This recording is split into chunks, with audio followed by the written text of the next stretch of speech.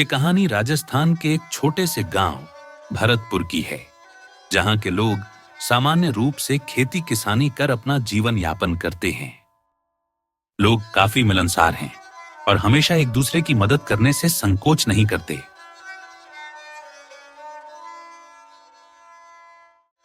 इसी गांव में रतन नाम का एक व्यापारी रहता है, जिसकी हाल ही में शादी हुई है और दोनों पति पत्नी अपने नए जीवन की शुरुआत कर रहे हैं। रतन दिन भर के लिए काम पे जाता और उसकी पत्नी आशा घर के कामों में व्यस्त रहती। आशा पास ही के गांव के एक व्यापारी की बेटी है। मध्यम परिवार में पली एक होनहार बिटिया, जिसे वो सारे काम आते हैं जो एक परिवार को चलाने के लिए जरूरी होते हैं। शादी के बाद आशा ने घर के कामों की जिम्मेदारी ली और प्रसन्नता से घर की देखभाल करने में जुट गई। रतन की माताजी को भी काफी मदद मिल जाती और बातें करने को भी कोई साथ में रहता। माँ जी, आज आपकी पसंद की कड़ी बना रही हूँ, मेरी दादी माँ की बताई हुई विधि से। हमारे घर में सभी को उनके बनाए हुए कड़ी बहुत पसंद है। दादी माँ ने खास तौर पर मुझे ये बनाना सिखाया यहाँ आने से पहले। उम्मीद है आपको पसंद आएगी। जरूर पसंद आएगी बिटिया। आज तो मेरा मन भी है गर्मा गर्म कड़ी खाने का। तू तो मेरा मन भी जानने लगी है। कुछ चीज अगर कम ज्यादा है तो रतन को बोल दे, ले आएगा। जी माँ, अभी देखती हूँ। दिन बीतते गए, सब कामकाज अपने हिसाब से चलता रहा, पर न जाने बीते कुछ दिनों से माताजी को आशा का व्यवहार कुछ बदला बदला सा लग रहा था।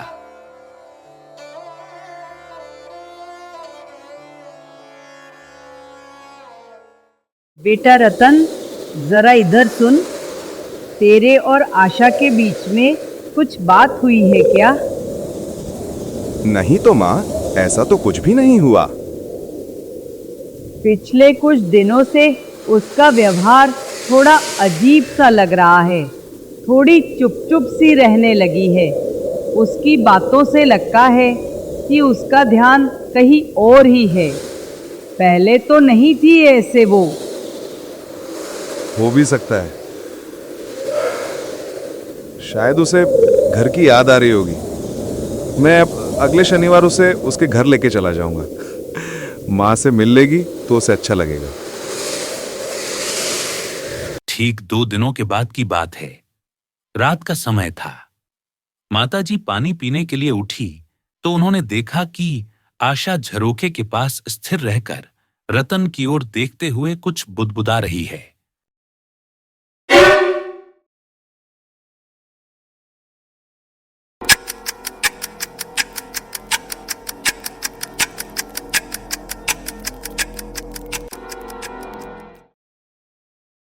आशा की आंखें किसी सफेद बल्ब की तरह लग रही थीं। माजी ने ध्यान से देखा। उनकी आंखों को विश्वास नहीं हुआ। यह दृश्य देखकर वो बहुत बुरी तरह डर गईं और चुपचाप अपने कमरे की ओर चल दी। रात भर वे हनुमान चालीसा का पाठ मन ही मन करती रहीं और सुबह होने का इंतजार करती रहीं। बीती रात माजी के लिए मानो एक काली चादर थी जो पूरे आकाश में अपने डर के धागे बुन रही थी। हवा में सन्नाटा था और मन में भय का सागर उफान मार रहा था। काफी मुश्किल से माजी ने वो रात बिताई, लेकिन फिर धीरे धीरे सुबह ने अपनी आंखें खोली। डरावना अंधेरा पीछे हटने लगा।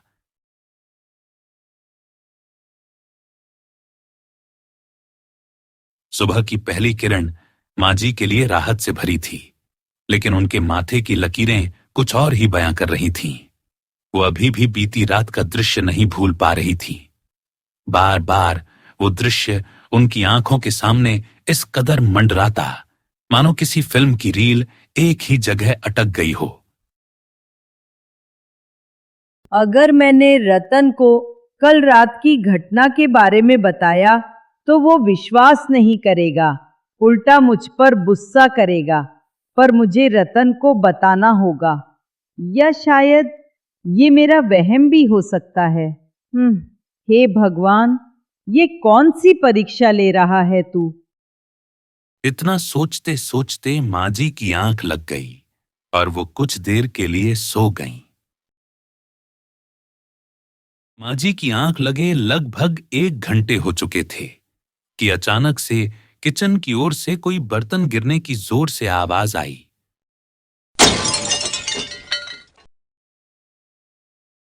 अरे क्या हुआ आशा, सब ठीक तो है? हाँ माँ जी, सब ठीक है। बर्तन हाथ से फिसल गया था। माँ जी असमंजस की स्थिति में थी। काफी सोचने विचारने के बाद आखिरकार उन्होंने रतन को बीती रात की घटना बताना ही ठीक समझा। शाम को जब रतन वापस काम से लौट कर आया, माताजी ने सारी घटना उसे बताई। क्या माँ आप भी? आपने कुछ सपना देखा होगा। शायद ज्यादा थकान की वजह से आपको ऐसा लगा होगा। थोड़ा बाहर भी निकलो, लोगों से मिलो, बातें करो, आपको भी अच्छा लगेगा। दिन भर घर के काम करने से आपको भी आराम मिलेगा। और हाँ, मैं सुनील से कहकर आपकी दवाइयाँ मंगवा देता हूँ। सुनील रतन का बचपन का दोस्त है। दोनों की दोस्ती खून के रिश्तों से भी ज्यादा गहरी है। मेरी बातों को मजाक में मत ले बेटा। हाँ, मैं तेरी माँ हूँ और तेरा भला चाहती हूँ। मुझे कुछ ठीक नहीं लग रहा। कभी कभी एकदम अजीब सी घबराहट होती है, जैसे कोई आस पास है जो नहीं चाहता कि इस घर में कुछ अच्छा हो। आप चिंता न करें माँ, मैं आपके लिए एक अच्छी सी अदरक वाली चाय बना के लाता हूँ। इसको पीते ही आपकी सारी परेशानी खत्म हो जाएगी। इसी बहाने मैं भी चाय पी लूंगा। बड़ी थकान सी लग रही है। चाय पीने के बाद शरीर एकदम तरोताजा हो जाएगा। इतना कहकर रतन किचन की ओर चल दिया।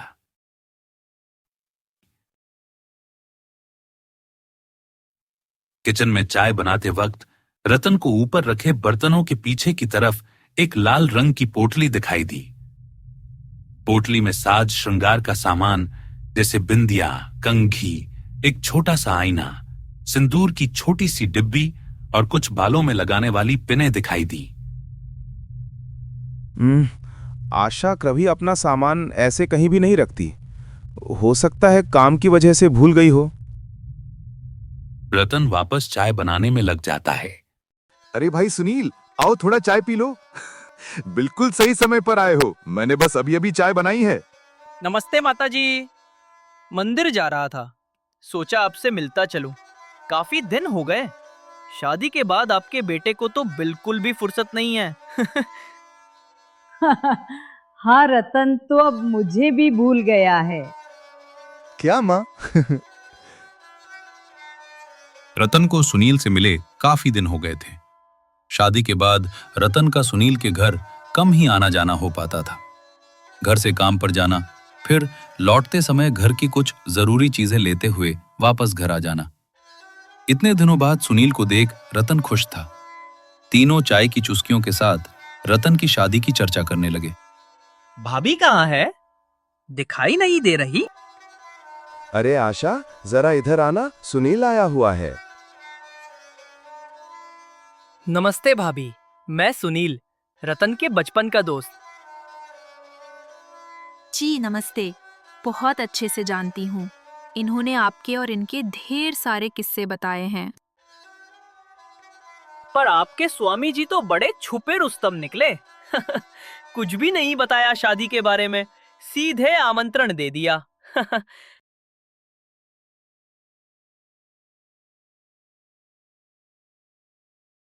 अगले दिन दोपहर की हल्की धूप में माँ जी घर के बाहर कुछ काम करने में व्यस्त थी कि तभी एक धीरे से आवाज आई।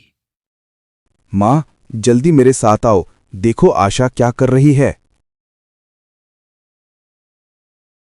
घर के पीछे की ओर एक कोने में सिंदूर से बनी कोई आकृति के बीच कील चुभोया हुआ नींबू रखा था, जिसके पास आशा किसी मूर्ति की तरह बैठी हुई थी। बीच बीच में वो अपनी गर्दन दाएं और बाएं घुमाती, जैसे मानो अपने आस पास किसी अदृश्य ताकत से बातें कर रही हो।